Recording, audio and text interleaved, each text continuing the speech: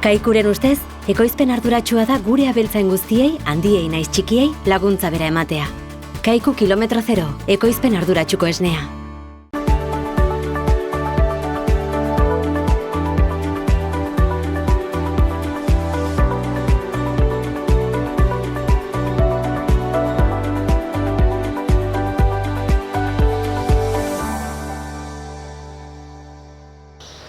Kaixo eta ongi etorriak Ur eta Lur saio honetara, gaurko lehenbiziko atalean Kibisat enpresako bazkidea den Lander Sagasetarekin egonen gara eta berak balorazio bat egingo digu, nola dagoen kibien sektorea eta baita ere Sagarrondoren sektorea. Ondotik Urrozaldera joanen gara eta bertan Joanena familiarekin egonen gara, beraiek Kaiku kooperatibako kideak dira eta kontatuko digute nola dagoen sektorea.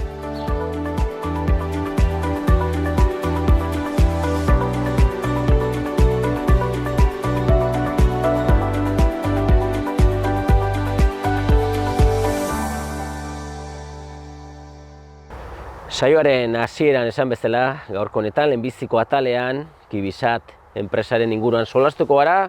Beti ere badakizue Kibisat enpresa, kibi eta sagarrak uztartzen dituen enpresa bada. Lander Sagasetak bere garaian ere sortua, momentuan ere aurrera jarraitzen du batipat bere masteren laguntzarekin eta zenbait langileen laguntzarekin eta beti ere elkarte bat dugu. Eta Lander, hala esan dugu ez, Kibisat, askotan aipatu izan dugu, Kibisat izena jarri zenioten, kibi hitza bibekin, bastan bidasako kibia dela pixkat erakusteko. Bai, hori da. Eta zuen enpresaren gogoratuko dugu, nolatan erabaki zenuten enpresa sortzea eta nola izan duzen pixkat igual hasiera hura? Bueno, ni 2000 urtean hasi nintzen, ja kibitan lanean, Unibertsitatean Tekniko Agrikola ikasketak bukatu baino lehen hasi nintzen ja kibitan. Orduan kanpoko enpresa batendako lanean hasi nintzen, beraiek ziren finka hauek kudeatzen zituztenak, Galiziako enpresa bat, beraientzat teknikari bezala.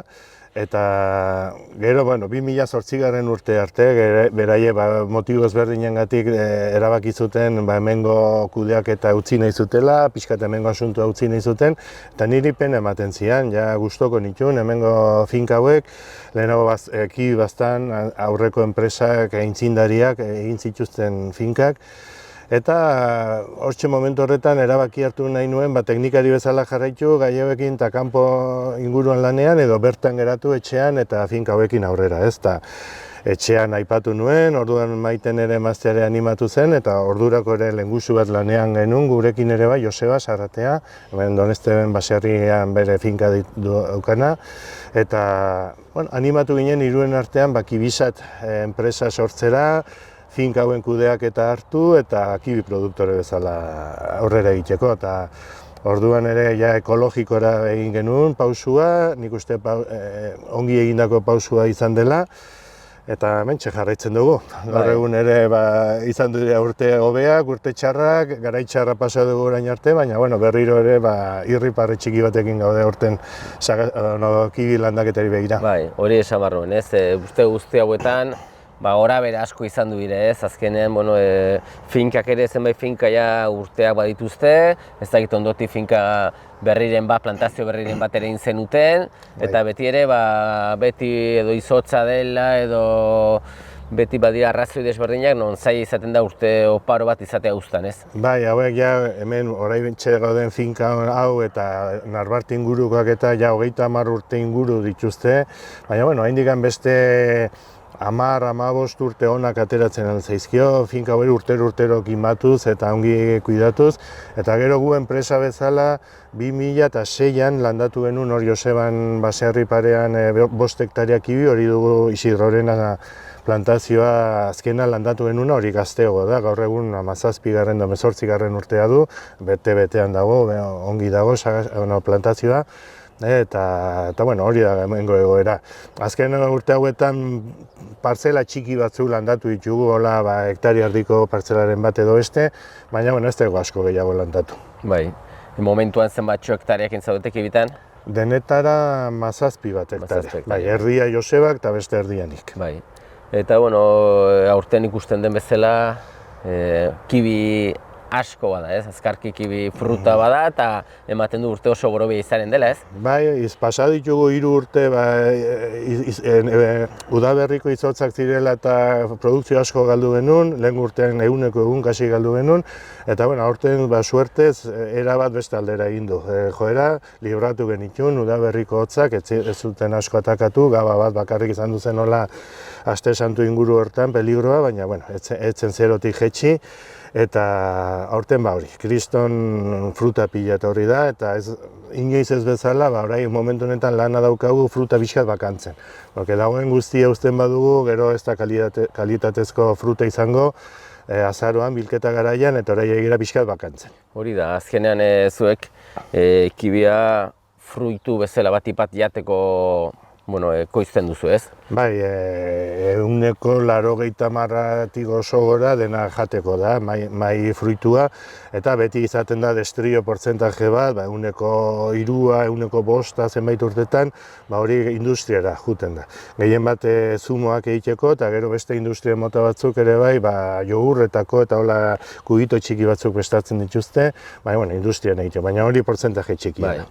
Eta, pena da, ez, azkenan bakantze hori, ikusten duzu batean fruitu asko dela, eta kentze hori ere tamainan imarko dere, ez? Bai, azkenean bakoitzak produktore bezala ez dugu ongi egiten lana beti pena ematen digu, eta horregatik kasi gutxi jakien jendea sartu behar da, esan zenbat fruta utzi behar duen adar bakoitzan, eta bota dezatela gainerako, porque jakin badakigu ez badugu botatzen, gero kibi gehiena txikia geratuko dela, eta ez du merezi merkaturako, eta askotan hobe da begiak itxi, eta tapa, eta aurten badaude zonak egia esan dagoen frutaren erdia lurrera botatzen garena, eta hala ere nahiko fruta geratzen da, eta azkenean bere kopurua behar du bere ekilibrioa arbolak. Bai, azaroan esan duzu bilketa gutxora bera hasten dela, ez dakit, zenbat denboran biltzen duzu hektare guztio edanak?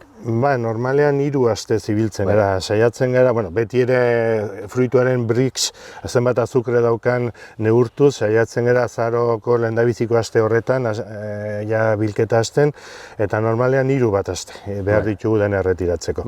Hor izaten dugu beti beldurra ere bai, azaroan ere gertatzen alda izotzaren bat, gabaren batean, eta hori hor puxka bulkaka daukagula beldur hori, horri biltzen gara, baina saiatzen gara azaroak 20 inguru horretarako ja dena erretiratzen. Bai, eta behin kibi guztia bildua dela, ez dakit aurre ikuspena kontatu gabe lurrera botatzen dena baizik eta zuek biltzen duzuena saltzeko zenbatxok tona izaten aldire? Hemen urte normal batean 200 tona komertzialak esateko 200 tona inguru biltzen gara. Ez dira produkzio handiak, gu banaz beste hektareako 20.000 kilotara ez gara iristen normalean. Kalidadezko fruta nahi badugu. Hortik gora izan du ditugu urteak 25 tona ere hartu dituguna, baina orduen ere fruta txiki geratu zen, eta azkenean balore gutxiago. Eta ikusi dugu gure ekilibrio dagoela, 18-20 tona inguru, eta hortxe fruta polita egiten dugu, eta ekologikoan ongi estimatua dagoen fruitu tamainan, erdiko tamaina bat, estimatua. 20 tona hauek orduan, behin azaroan bilduta gero, pixkot biltegi batean bildu barra dituzue, hotz baldintza eta zitasun baldintza batzuetan, eta gero ezagit salment hori noiztik nore izaten den, eta nola egiten da pixko bat tamainan selekzioa, eta bar.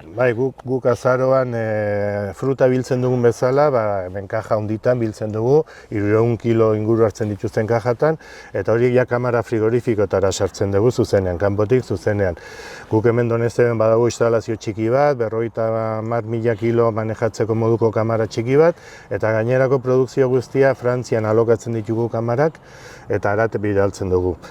Hori azaroan. Gero abenduan ja hasten gara fruta pixa klasifikatzen, klasifikatu esan nahi du, tamainatan ezberdin du, azkenean fruta merkatuan dena tamainaka saltzen da, dena berdina da, hundiena edo txiki-txikiena goxo-goxoa dira denak.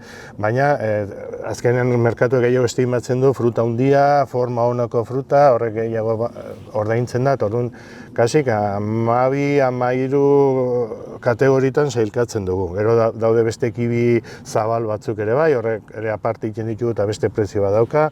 Eta bueno, hori hasten gara abenduan. Hor badaukagu makina ere bai klasifikadora, elektroniko bat, horretarako dena makina, eta oso lan erraixa da. Kibi guztia hortik pasatzen dugu, eta berak ja klasifikatzen dugu. Salida ezberdinetan, bere garaian, igual aukera izango duzu hor pixat grabatzeko, ikusteko.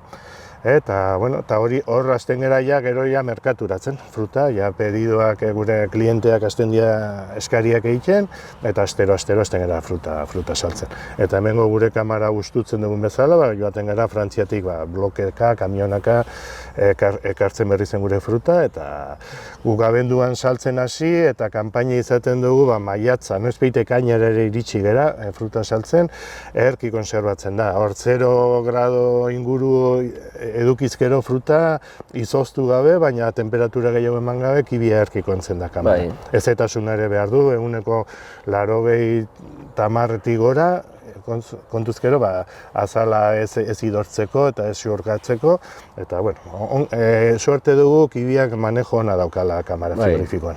Bastan bidasoako kibia, ekologikoa, kalitatezkoa, baina beti ere hor dago ez, kompetentzia edo kanpotik heldu den kibia, ezakite zuen merkatua noraino zabaltzen zarete, ze bilatzen duzu? Bueno, gu ekologikoan gehien bat horregatik sartu ginen, merkatu ekologikoa bilatzegatik. Merkatu ekologikoa konbentzionalarekin konparatuta ezberdina da erabat. Hemengo klienteak, ez dakit, beste goxotasun bateko merkatua da, oso pozik gaude. Baditugu klienteak lehendabizitik hasi ginena beraiekin lanean, eta urtero jarraitzen dugunak, eta hortan pozik gaude.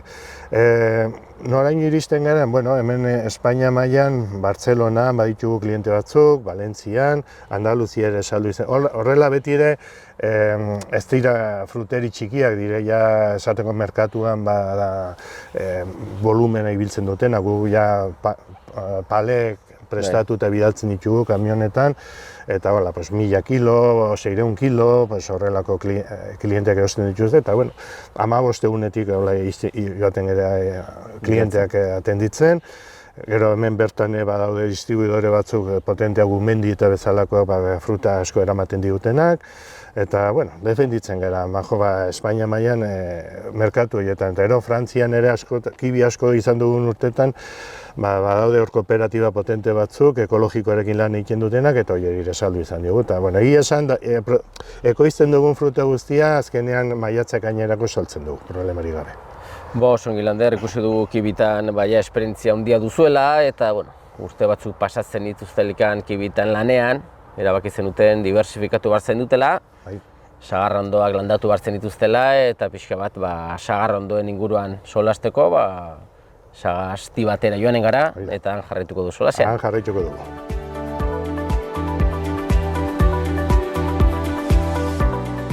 Esan bezala oraingoan sagastian gaude, eta Lander, lehen aipatutakoa ez, iritsi zen momentu bat, hartu zen dutela erabakia kibietaz gain, diversifikatu behar zen dutela, eta sagarrondoekin lanean ere hasi behar zinetela, ezagit nolatan hartu zen dutela erabaki hori?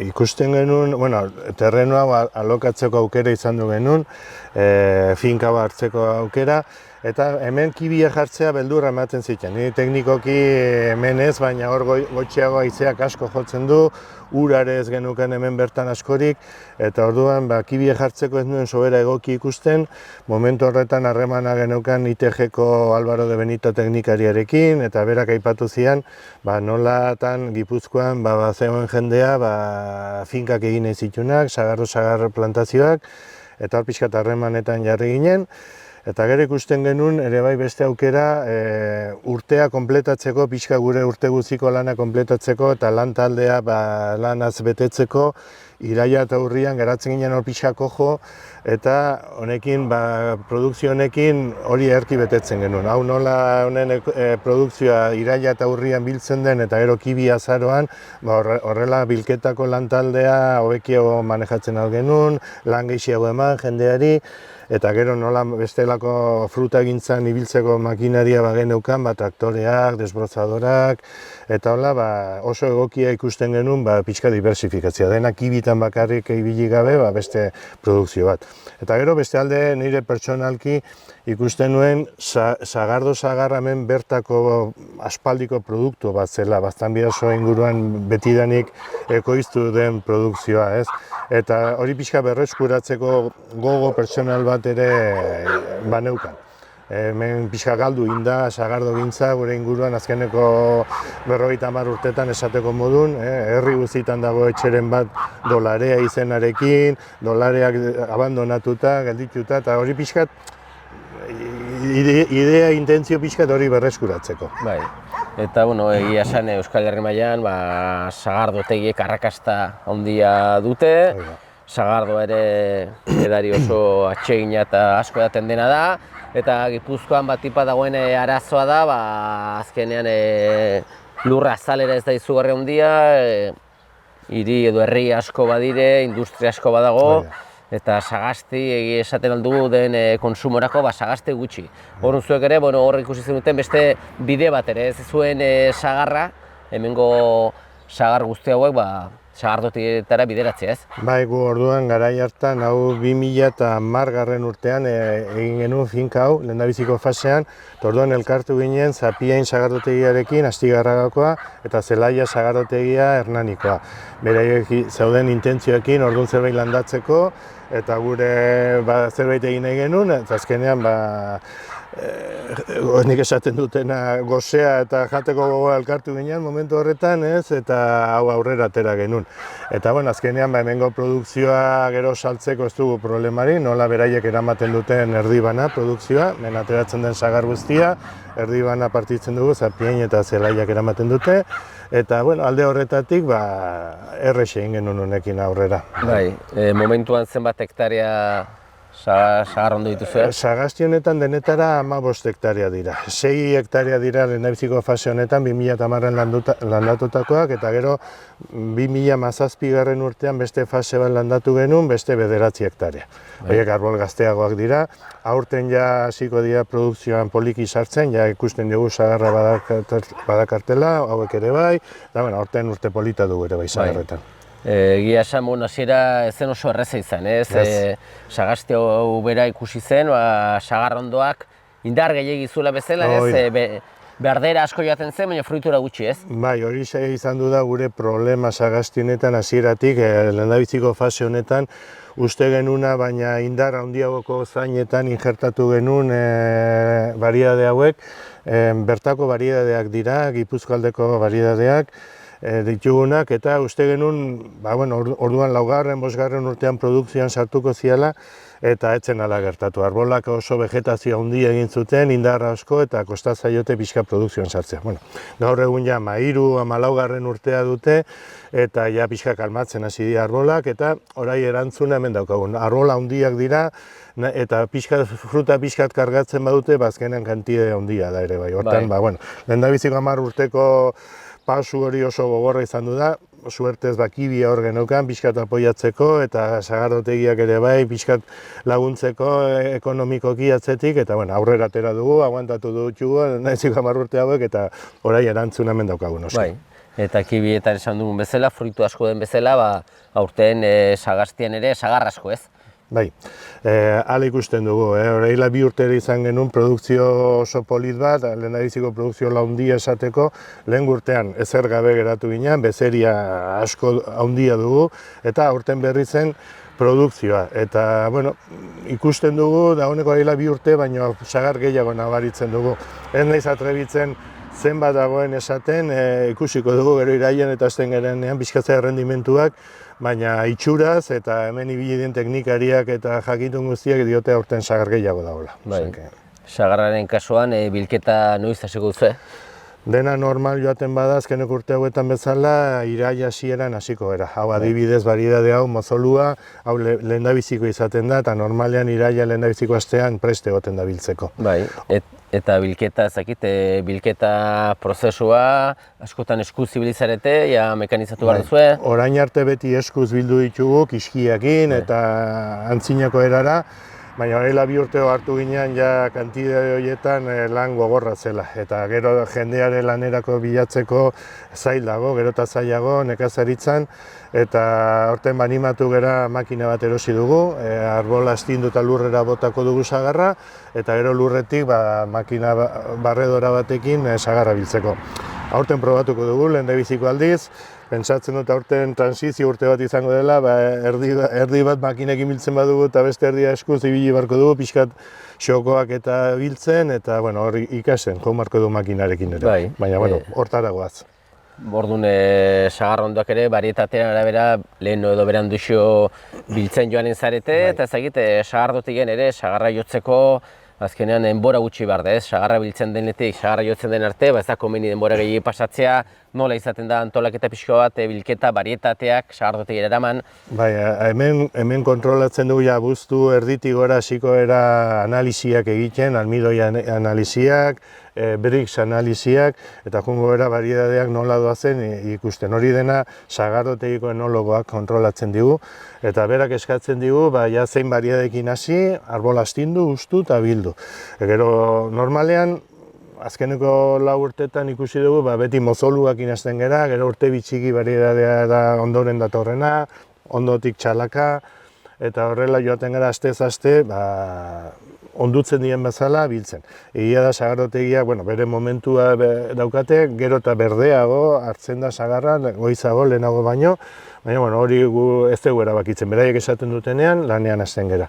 Eta gu hemendikan sagarra bildu eta saiatzen gera 48 ordu baino lehenago sagardotegira eramaten, kamioiak kargatu eta bidali. Eta han iristen den bezala, igual atxaldean azkeneko orduan iristen bada, gauean hasten dira sagarra jotzen.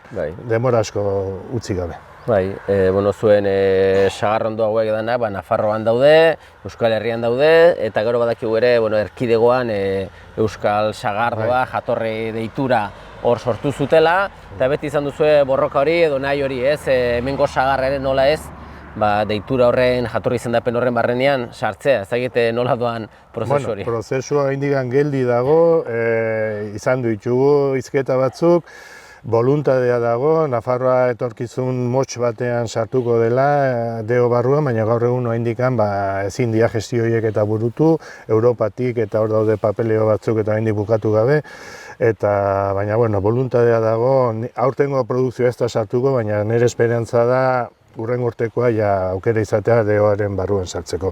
Dena berdina dugu, klima berdina dugu, bariedade berdinak, lan egiteko era berdina, orduan, voluntade guztia dago deoen aldetik, baina gauza guztia bere pausua, bere prozesua daukate, beraiek hasi zian, deo aurrera ateratzen, eta errexago zuten Euskal Herri maila makarrik egiten bazuten, eta gero ateak irekiko dizkiduten nik uste Nafarroa eta baita iparralde sartzeko ere.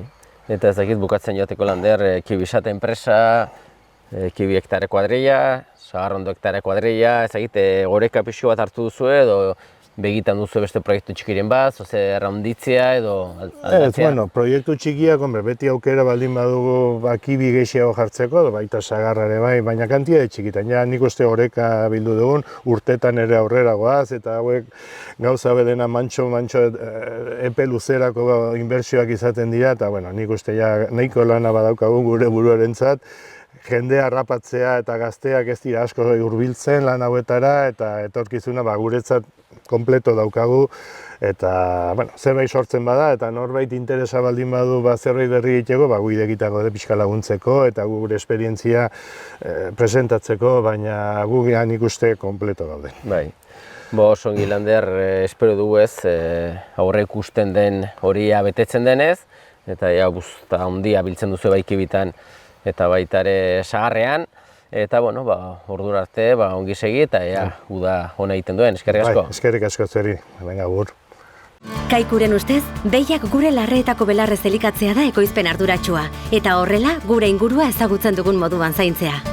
Esnea egunero jasotzea freskotasunari eusteko, eta beltzain guztiei laguntza bera ematea. Horregatik, kalitate handia eta zaporea du Kaiku esneak. Kaiku kilometro zero, ekoizpen arduratsuko esnea. Esan bezala hementxe gaude Urrozen, eta esneko behien inguruan solasteko, Juanena familiarekin gaude, kasu honetan Manolo Juanenarekin, Eta Manolo, egia esan, esperientzia handiko gizona, esneko behien sektorean, eta beti ere azkenean, Kaiku kooperatibaren barruan zaudete sartuak, eta zuek hasieratik ezagutu duzu zer den kooperatiban egotea, eta ezagik nola izan duzen hasiera hura. Noiztik gutxora beraz zaudete kooperatiban? Nik 4 urte nitulik endo sortu zen kooperatiba, eta geroztik oso segitzen du, azkeneko 60 urte, inguru hortan hor dago kooperatiba. Leheno zen Kopeletxe, gero sortu zen Iparlatekin intentzia asoziatu zen, eta oain dana urnietara Iparlatari hoten da gure esnia. Zuek beti ere lasaitasun bat ematen du, kooperatiba baten barruan egotekin ez, badakigu sektorea zela erreza, lan askoin bar dela, beti ere zaudete prezioarekin borrokan, baino partaide sentitzen zarete zuek azkenean kooperatibako kide izatekin, ez? Bai, ez dipaien badu bere indarpuska, garantia hor daukugu, preziokin bajada eta altxada nahiko suabe egiten jo, gero nahiko ongi ordaintzen du, ingurun daudenak ikusi eta benpein usteuk baietz, eta garanti bat badugu kooperatiban egotik, Zuere urteetan ondu zara juntako kide bezala, ez? Pixko bat? 8 bat urte egin ditu, noan betxu 6 bat edo kanpo nahola, baina biltzen ginen hor hornietan, 13 lagun, eskola herritiken, eta gustura. Pasatu zen horare eta... Hori da. Orduan txiki-txikitatik kooperatibaren barruan, txiki-txikitatik esneko behiekin lanean, eta egia esaten aldugu sektorea aldatu dela asko, ez? 4 urte zenitunetik zuk, orain momentu hontan, sektorea oso diferentea da, ez? Arraz diferentia. Orduan eskura itzitzen zen behia, pozalaken edo apitxiarreken egantzen zen plazara, hanbiltzen zuen letxeruk, eta orain geroztik aldatu den makinaria eta okuiluk eta tanki eta ordeinuk, robotak eta denak pixka joan den gauza dere.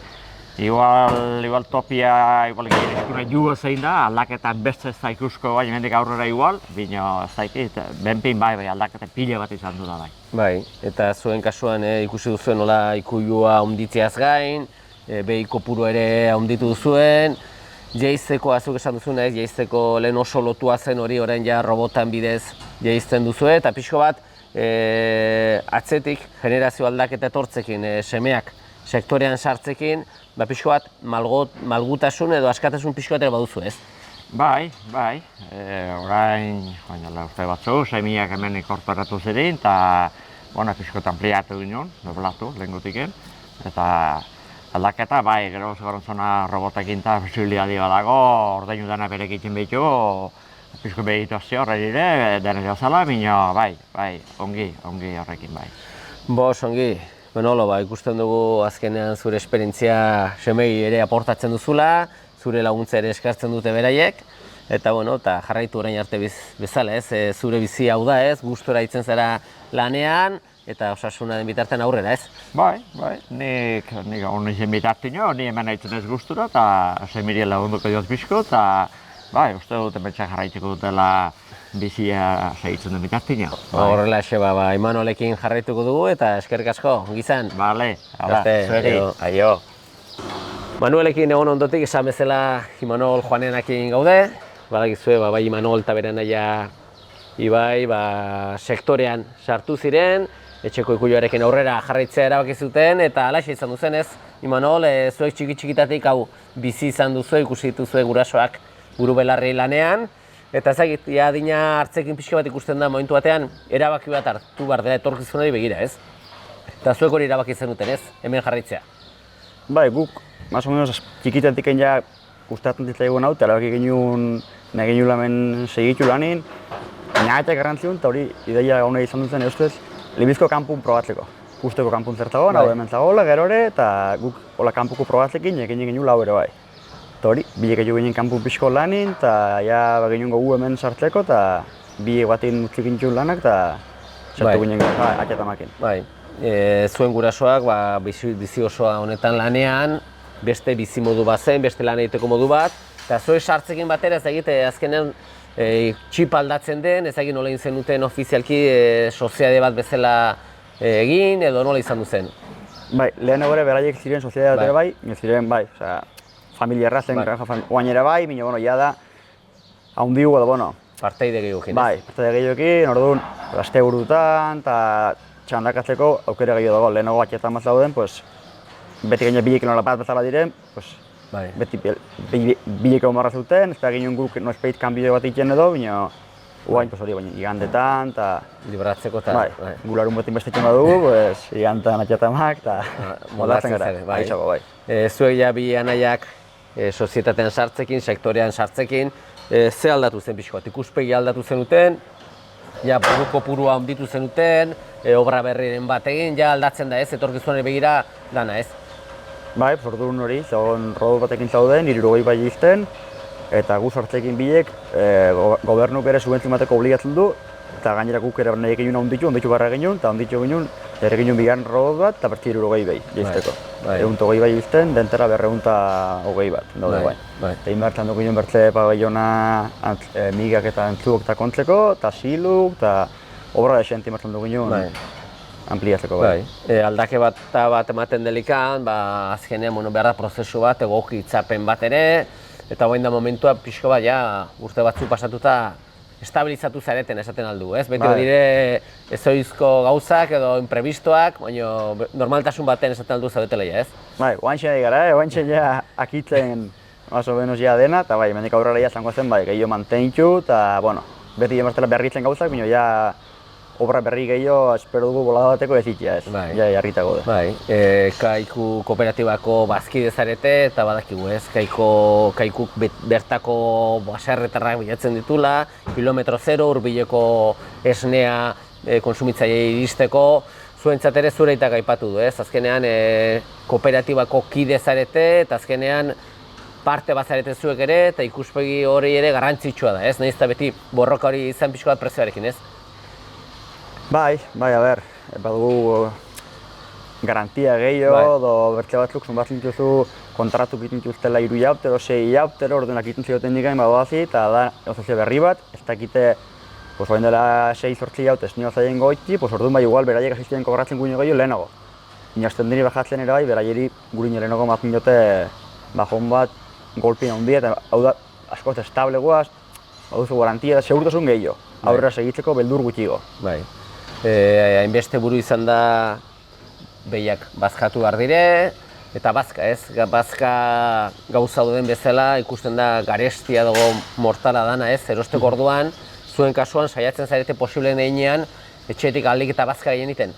Bai, guk belarra egiten dugu aldugu guzia, egunero emateko albaldin da 2 bola, hortik aparte hemen herritar batek hartua jartzen du, guk ez du jartzen ez dago, gure zonaldien finka gutxi dago albaldin bazen, saiatuko ginen ere bai, erosteko zugarrantzun zaiz garesti dago, eta ongi dago nintzen, ez dugu momentuz finkarik, eta hartoa eta hori dena egiten dugu bere erosi. Bai, eta belarra iazko udaberri oso gorra izan duzen, ez? Azkenean idorte horrek bazter guztiak erra ez zituen, eta hori sumatzen da gero sakelin ere, ez?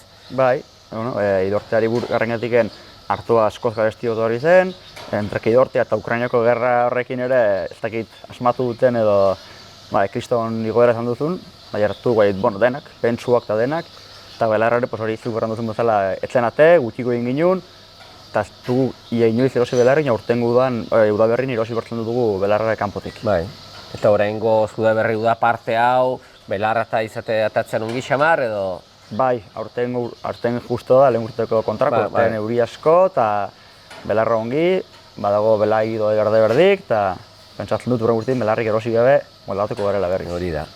Esnea, zuen esnea azkenen zuen diru iturri garrantzitsuna ez, diru sarrera handiena, robotekin eitzen zarete, behiak jarri ziren aixa robota dara, ongi funtzionatzen du robotan sistema honek? Bai, hori bete erraten dute goz berdina denak. Behi hoitzen dela lehenago robotera abeltzaina bera bino. Bai, hauek robota pentsun gazen dio eta gu bezala dire, gu mairo biltzen gara segidan eta hauek ere robotera hau dioten dire. Bai, eta ezagik leheno garai batean, jaitzteko sistema tradizional horretan, egunean bitan, esne, kantitate, kalitatean eragina badu? Kantitatea bai gotzen da robotakin, jaizten dire bedagin nahi dutelik, orduan esne askon batzen duen bila, jaizten alda egunin 3, 4, hasta 5 aldiz, bai. Esne guztin batzen duena, segitzen du jaizten 2 aldiz. orduan hori, ordaino gehiokin, esne gehien baten dute, beraiek daude errape hutsakin, daude harinago, guztorago. Bai, eta etorkizunari begira azkenean zuek handikan gaztea zarete, urte asko enbar duzu handikan lana ezagit, behian. Behiak maiz aldatzen dira, genetikoki bilatzen da biziraupen luzeago izatea, hor bada beste ikuspegi bat ez, genetikarena, ez dela erraza ez? Ba, ez duk hartzen da, genetika noain ni uste ia ikuilu guzti bilatzen duguna da hori.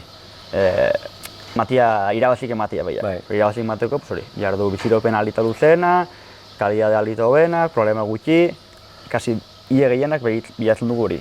Bale, orduan biziraupen hori ezin bestekoa da, eta azkenean, ezakit hainbeste buru izan da, lote diferentea dire, pixka bat, zuek saiatzen zarete ez, urte osoan, gutxuera bera, esne kopuru berdina lortzen edo? Ideala da, albaldin bada, hilabetero erditze kopuru berdintzu izatea. Udan beti, udan ernaltzen dira askoz gutxiko, behiak berukin sufritzen asko, alden egiten da. Alden guzti jarnaldu udan ere bai, segitzeko zukaran duzun bezala, izaten erditzik hilabetero berdin, lana izateko hilabetero berdin ere bai. Bino, hori, errantena, udan jaisten dire, ernaltzen dire gutxio, eta gero hori, urri aldera ernaltzen dire gehiago, eta... Klima aldetikan, zorionez ez, hemen urrozalde honetan dola, nahiko udak ez dire orain arte oso beroak, negua ere, behiantzeko klima hona izaten ez? Behiendako klima egokiena da idorragoa, Idorragoa, hau baina askoz idorragoa. Hemen humedadekin ere, humedade berukin azkenin sufritzen asko. Hortoko izu jarrik era ventiladorik, dutxak, saiatzen gara instalazio kalita hobekina jartzen, eta, aguantzen dute. Osongi, Manol, ikusten dugu Ibai ere zurekin batera beti ere hor aritzen dela ikuiluan, ez dakit pixka bat etorkizunare begira, Kaikuren barruan hor zaudete, hor jarraitzen duzu eta asmoa etorkizuna hortik egitea, ez? Azkenean Euskal Herriko kooperatiba baten kide izatekin zuk esan duzun lasaitasun hori, etorkizuna hemendik nahi duzu egin eta Kaiku eta zuek elkarrekin eskutiz zoazte azkenean, ez? Bai. Ez dut uste aldatzeko ez berarien aldetik, ez aldetiken asmori badeniken errantzutena. Garantia hori, segurtasun hori ematen du enpresak eta hori epoizu behar dugu. Osongi, Manol, eskerrak eman azalpen guzti hauek emateagatik, eta disfrutatu zuen lanarekin, badakigu gustoko duzuela eta hori garrantzitsua da bizian. Eskerrik asko. Bale, ez da duzu, Iñaki. Aio.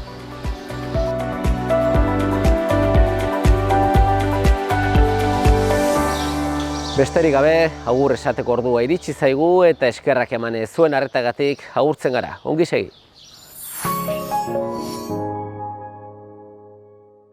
Kaikuren ustez, ekoizpen arduratsua da behiak gure larreetako belarrez elikatzea eta horrela gure ingurunea zaintzea. Kaiku kilometro zero, ekoizpen arduratsuko esnea.